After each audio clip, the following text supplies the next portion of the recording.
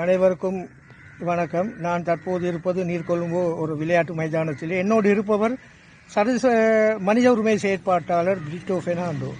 இவரை உங்களுக்கு தெரியும். இலங்கையிலே காணாமல் ஆக்கப்பட்டவர்களுடைய உறவினர்களுடைய சங்கத்தினுடைய முக்கியஸ்தராக இருப்பவர், ஏற்பாட்டாளராக இருப்பவர். அவருக்கு ஸ்வீடனிலே இந்த மாதம் 22ஆம் தேதி என்ற கூடிய அவார்டு, சர்வதேச விருது அரசாங்கத்தினால் வழங்கப்பட்டது. ஸ்வீடன் அரசாங்கத்தினால் வழங்கப்பட்ட விருதை பெற்றுக்கொண்டு ஞாயிற்றுக்கிழமை அவர் இலங்கை வந்தபோது அவருக்கு மாபெரும் வரவேற்பு அளிக்கப்பட்டது.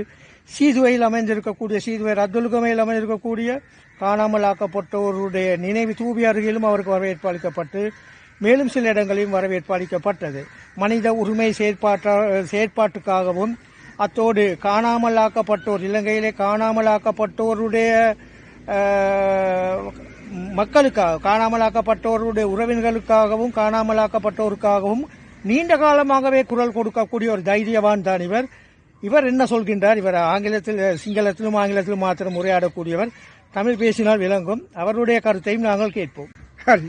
මම බ්‍රිටෝ ප්‍රනාන්දු මේ අවුරුද්දේ වසරක් පාසා ස්වීඩන් රජය විසින් මානව හිමිකම් ක්‍රියාකාරකයට පිරිනමන ත්‍යාගය මට පිරිනැමුණා. ඒ පිරිනැමුවේ ඩයිකෝනියා කියන සංවිධානය මාව යෝජනා කරලා තිබුණා. මාගේ සේවිකාවක් නෙමෙයි, සංවිධානයේ ක්‍රියාකාරීත්වය උඩ. ඒක ගිය 21 වෙනිදා ස්වීඩන් රජයේ සංස්කෘතික ඇමතිනි අතින් තමයි අපිට දුන්නේ.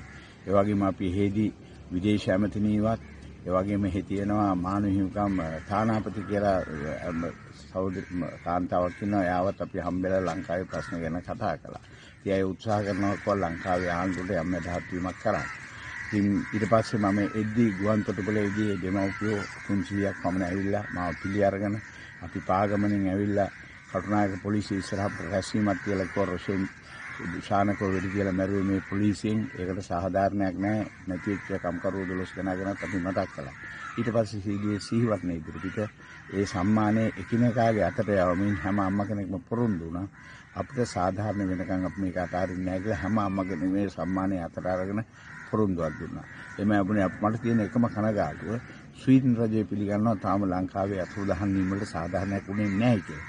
නමුත් නූලෙන් බේරිච්ච ජනාධිපති සහෝදරයෙක් ඉන්න වෙලාවේ, ඒ වගේම අම්මලාගේ කඳුළු පිහදානවා කියලා පොරොන්දු වෙච්ච ජනාධිපති කෙනෙක් වෙච්චායි අතුරුදහන් කියන වචනේ පාවිච්චි කරන්නේ නැහැ.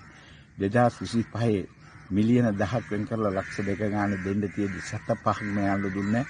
බටලන්දි මිනිමරපු රනිල් චෝදනා ලැබපු රනිල් 2024 මිලියන 10ක් වෙන් කරලා පවුල් 4000කට සල්ලි දුන්නා. ඒතකොට මේ අපි බලන් ඉන්නවා. මොකද මේ ආණ්ඩුව ගැන දෙමව්පියන්ගේ විශාල බලාපොරොත්තුවක් තිබුණා. තමුගේ දරුවෝ පරිත්‍යාග වුණේ ඒ වෙනුවෙන්. තමුගේ දරුවෝ ජීවිත කළාද නැද්ද දන්නේ නැහැ. නමුත් ඒ නිසා තමයි ඔවුන්ගේ දරුවෝ උන්ට අහිමි වුණේ. ඔවුන්ගේ ආදරවන්තයෝ. ඒ නිසා ආණ්ඩුවගේ තියෙන බලාපොරොත්තු කඩ වෙන්න දෙන්න එපා. තාමත් ආණ්ඩුව ගැන විශ්වාසය අඩු වෙමින් පවතින. අපි ජනාධිපතිරයි ආණ්ඩුවටයි කියන්නේ මේ දෙමව්පියන්ගේ විශ්වාසය කඩ කරන්න එපා. ඒකට ඔයාලට වන්දි ගෙවන්න.